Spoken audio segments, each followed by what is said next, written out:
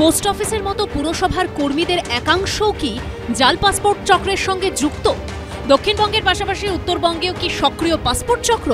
সম্প্রতি মাল পুরসভার চেয়ারম্যানকে সিবিআই এর পাঠানো চিঠি ঘিরে উঠতে শুরু করেছে এই প্রশ্নগুলোই। 18 নভেম্বর মাল পুরসভার চেয়ারম্যান স্বপন সাহাকে একটি চিঠি পাঠায় সিবিআই। দিল্লি থেকে পাঠানো সিবিআই এর ইন্সপেক্টরের এই চিঠিতে 15 জনের নামের তালিকা দেওয়া হয়। সিবিআই এর তরফে দাবি করা হয় এরা আফগানিস্তান থেকে ভারতে অনুপ্রবেশ করেছে বলে সন্দেহ করা হচ্ছে। ক্যান্সারে নেই আর ভয়, NCRI এ হবে এর জয়। আপনাদের ভরসা নেতাজি সুভাষচন্দ্র বোস ক্যান্সার হসপিটাল। ভারতের কারো সাহায্যে তাদের কাছে পৌঁছে গেছে ভারতীয় পাসপোর্ট। এই 15 জন নিজেদের নামে অথবা পরিবারের অন্য কারো নামে ভুয়ো জন্ম এবং মৃত্যুর শংসাপত্র তৈরি করিয়েছেন। 7 জন তৈরি করিয়েছেন ভুয়ো জন্ম শংসাপত্র। বাকি 8 জন পরিবারের কারো নামে তৈরি করিয়েছে ভুয়ো মৃত্যুর শংসাপত্র। সিবিআই এর তরফে মাল পুরসভার কাছে জানতে চাওয়া হয় এই শংসাপত্রগুলো কি মাল পুরসভা থেকে ইস্যু করা হয়েছে? তালিকায় যাদের নাম আছে তাদের নামে কি জন্ম শংসাপত্রগুলি ইস্যু করা হয়েছে? মাল পুরসভার কাছ থেকে সার্টিফিকেটগুলির জন্য করা আবেদনপত্রের কপি চেয়েছিল সিবিআই, কিন্তু 2 সপ্তাহের বেশি সময় পেরিয়ে গেলেও সিবিআই এর চিঠির জবাব দেয়নি মাল পুরসভা। এরপর 5ই ডিসেম্বর ফের মাল পুরসভার চেয়ারম্যানকে চিঠি দেয় সিবিআই। যত দ্রুত সম্ভব প্রয়োজনীয় নথি পেশ করতে অনুরোধ করা হয়।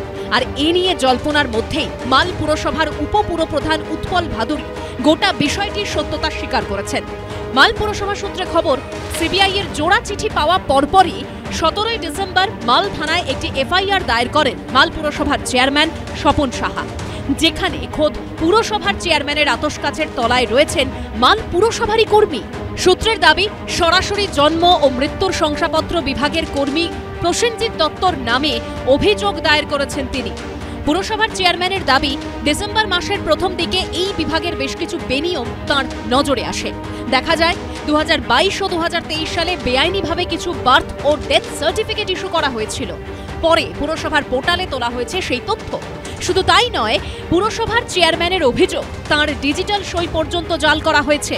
স্বপন সাহার দাবি, এই সবটাই হয়েছে তাঁর অজান্তে। এদিকে পুরসভার যে কর্মীর বিরুদ্ধে অভিযোগ, সেই প্রসেনজিৎ দত্তের প্রতিক্রিয়ার জন্য চেষ্টা করা হলেও তার মোবাইল ফোন সুইচ অফ।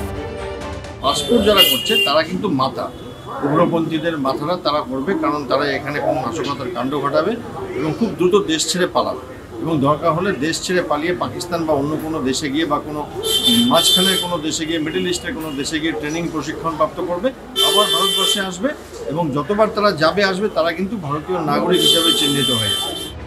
এদিকে এরই মধ্যে পাসপোর্ট কাণ্ডের পাণ্ডা সমরেশ বিশ্বাসকে নিয়ে সামনে আসছে আরও চাঞ্চল্যকর সব তথ্য। সূত্রের দাবি, শুধু জাল ভারতীয় পাসপোর্ট তৈরি করে দেওয়াই নয়, বাংলাদেশি নাগরিকদের সীমান্ত পার করিয়ে ভারতে নিয়ে আসতো সমরেশের টিম। জাল পাসপোর্ট তৈরির নেটওয়ার্কের মধ্যেও ছিল আলাদা আলাদা উইং। বিদেশে যেতে চান এমন বাংলাদেশিদের খোঁজ করার জন্য এজেন্ট ছিল, আবার জাল পাসপোর্ট তৈরির জন্য ভুয়ো ঠিকানা জোগাড় করার জন্য পৃথক এজেন্ট ছিল। বাংলাদেশিদের আসল নাম বদলে নতুন নামে জাল আধার ও ভোটার কার্ড তৈরি করার দায়িত্ব আবার অন্য এজেন্টদের ওপর ছিল। ভুয়ো বার্থ সার্টিফিকেট, স্কুল সার্টিফিকেট ও মার্কশিট তৈরি করে দেওয়ার জন্য এজেন্ট ছিল সমরেশের।